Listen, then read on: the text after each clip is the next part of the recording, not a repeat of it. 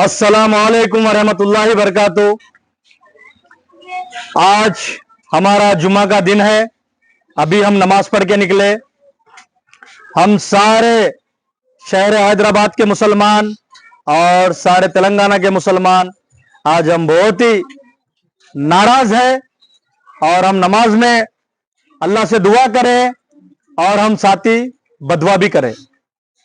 दुआ इस बात की करें कि अल्लाह हमारे साथ खैर का मामला करे। आने वाले वक्त में हमारे पीढ़ियों के साथ, हमारे मासूम बच्चों के साथ, हमारे बुजुर्गों के साथ, मुसलमान अवाम के साथ अल्लाह खैर का मामला करे, दुश्मनों के शर से हमको बचाए। और बदुआ इसलिए करे, उन लोगों के लिए बदुआ करे जो मुसलमान के खिलाफ बहुत बड़ी साजिश चल रहे, जो बहुत बड़ा प्लान कर रहे, बहुत जो उनके साथ जो हमारे मुनाफिक है उनके लिए भी हम बदुआ करें जो उनका साथ दे रहे। तो आपको समझ में आ गई होंगी कि मैं बात किस मुद्दे पर कर रहा हूं। मैं बात कर रहा हूं वक्फ जायदाद की, वक्फ बिल की। शायद तुम भूल गए, तुम प्लान यहां कर रहे, लेकिन सबका प्लान करने वाला ऊपर बैठा है, रब्बुल आलमीन। तुम्हारा प्लान 4 दिन का है, लेकिन ऊपर वाले का प्लान दुनिया और आखिरत का है, जो लामहदूद जिंदगी आखिरत में। क्या जवाब दोगे अल्लाह को? उन मुनाफिकों से मैं कहना चाह रहा हूं, आज वक्त बिल रात में 1:30-2 बजे पास हो गया पार्लियामेंट में। आने वाले वक्त में आप हमारे मस्जिदों को, हमारे खानखाहों को, हमारे कब्रिस्तानों के ऊपर राज करके क्या साबित करना चाहते हैं? सुन लो मुसलमानों, सुन लो नौजवानों, सुन लो सारे हिंदुस्तान के मुसलमानों को मैं एक पैगाम दे रहा हूं, खास करके शहर हैदराबाद के नौजवानों को मैं एक पैगाम देना चाह रहा हूं यहां से।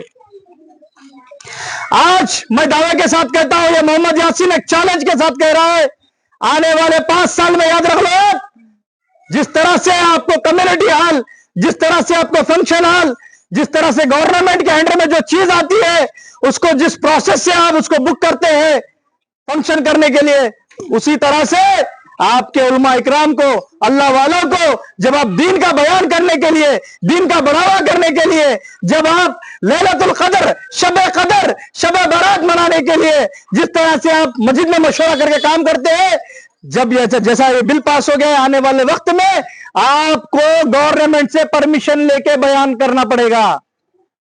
मिसाल के तौर पे मैं दे रहा हूं आपको, ये मुजम्मिल साहब है, मौलाना साद साहब है, और भी अल्लाह वाले हैं, हमारे पास मौलाना इसाक साहब है, हमारे रसूलपुर में खास करके बयान करने आते हैं। तो हम मस्जिद में की कमेटी मशवरा करती है और बयान तय करती है। आने वाले वक्त में जब गवर्नमेंट अंडर में रह लेंगे, तो आपको पहले गवर्नमेंट से परमिशन लेना पड़ेगा कि कितने आदमी है, कौन सी मस्जिद है, कौन से मौलाना का बयान है। कोई मौलाना विदाउट परमिशन के बयान नहीं कर सकते, और हमारी तादाद में 1000, 2000, 3000 आदमी भी रह सकते हैं, लेकिन गवर्नमेंट बोलेंगे नहीं, 400-500 आदमी रहेंगे आपके बयान में।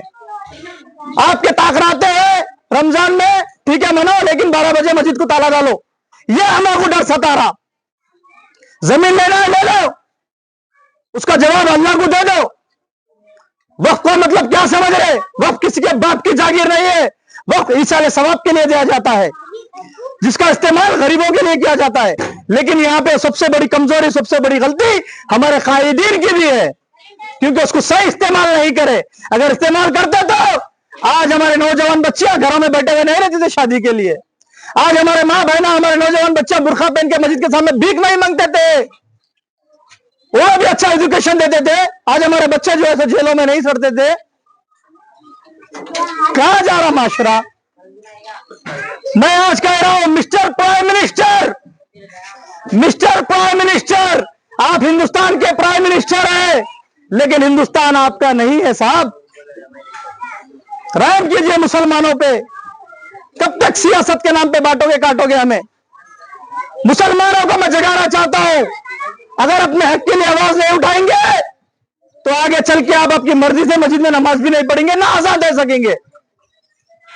मैं सारे उलमा इकराम को भी यहां से गुजारिश कर रहा हूं सारे अल्लाह वालों को, सारे मुसलमानों को, अरे फिरकों के लिए तो ऐसे बयान ना करते, इन्हें वो फिरके का, इन्हें वो मस्जिद में चले गया, इन्हें अला, इन्हें फला।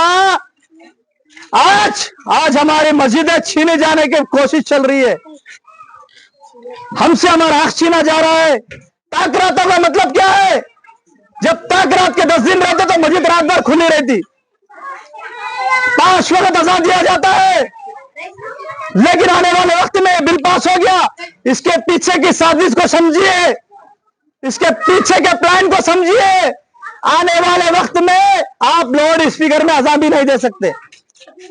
क्या उत्तर प्रदेश बनाना चाह रहे हैं? यहां का मुसलमान उतना कमजोर नहीं है। ये हम सारे नौजवान आज इतनी तादाद में, मैं सबको गुजारिश कर रहा हूं और मैं रिक्वेस्ट कर रहा हूं, मैं जो है सो अदबन गुजारिश कर रहा हूं और मैं चैलेंज भी कर रहा हूं। मैं चैलेंज गवर्नमेंट को कर रहा हूं, रिक्वेस्ट मुस्लिम लोगों, मुस्लिम भाइयों को कर रहा हूं कि भाई मेरे ज्यादा से ज्यादा तादाद में जुड़िए। लाखों की तादाद है हमारी शहर हैदराबाद में, तेलंगाना में। अगर हम जुड़ के रोड पे निकलेंगे, एहतजाज करेंगे, तो हमारे बाजू का मुल्क आंध्र प्रदेश, हमारे बाजू का मुल्क, हमारे बाजू का स्टेट आंध्र प्रदेश, हमारे बाजू का स्टेट कर्नाटका, हमारे बाजू का स्टेट महाराष्ट्र, हमारे बाजू का स्टेट गुजरात, हमारे बाजू का स्टेट आसाम, हमारे बाजू का स्टेट केरला। अगर हर जगह का मुसलमान एक हो गया, आसाम, हमारे बाजू का स्टेट केरला, अगर हर जगह का मुसलमान एक हो गया, तो किसी के बाप की जागीर नहीं है बिल पास करने के लिए। हम मुसलमान आज कमजोर है, इसका फायदा ये हुकूमत उठा रही है। आज हम फंसे हुए हैं, कोई इंसाफ की बात करने के लिए आगे नहीं आ रहा। क्या समझ रहा है वक्फ इजाजत को? क्या समझ रहा है दरगाहों को, खबरस्तानों को? आज बिल पास करे, थोड़े दिनों के बाद मस्जिद के ऊपर लॉ लेके आते आप लोग कि मस्जिद को ये इस्तेमाल से टाइम करो, ये टाइम पे नमाज होना, ये टाइम पे खत्म हो जाना। फिर खबरस्तान ये टाइम पे खुलना, ये टाइम पे बंद हो जाना। कोई मुर्दा या दफन नहीं होना, फला फला फला। फिर मुर्दे को भी दफनाने के लिए कास्ट सर्टिफिकेट पूछेंगे, उसका इनकम सर्टिफिकेट, कास्ट सर्टिफिकेट, आधार कार्ड पूछ के दफनाएंगे क्या मुर्दे को? क्या जुल्म, क्या करने वाले? फिर उसके बाद दरगाहों को अपने अंडर में ले रहे।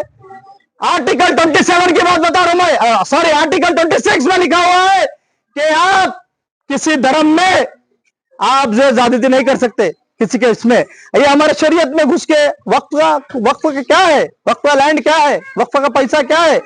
वक्फ का पैसा कोई किसी के इसाले सवाब के लिए किसी को देता है, कोई प्रॉपर्टी देता है, आप उसको भड़प ले रहे। ठीक है, ले लो, लेकिन हमको डर ये है कि आपकी नजर हमारे मस्जिदों पे, हमारे दरगाहों पे, हमारे कब्रिस्तानों पे, हमारे खानखाहों पे। जागो मुसलमानों, अगर आज भी नहीं जागेंगे तो यासीन की बात याद रख लो, आने वाले 5 साल के बाद आपको मस्जिदों में नमाज पढ़ना भी मुश्किल हो जाएगा। याद रख लो मेरी बात को।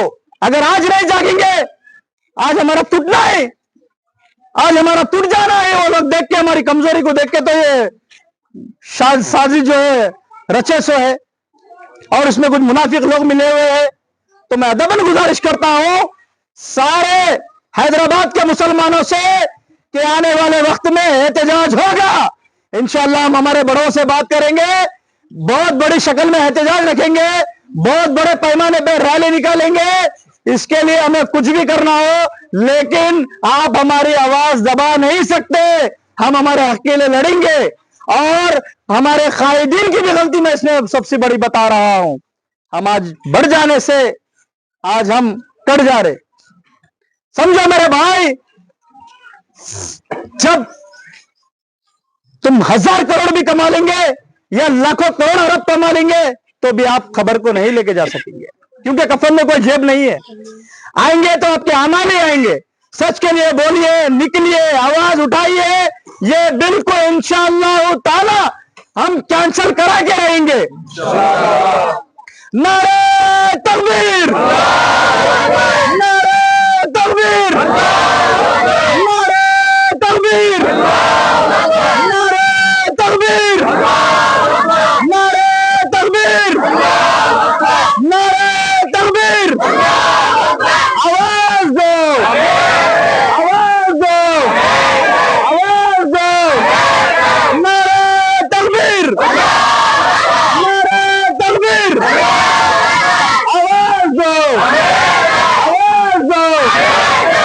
खुदा हाफिज।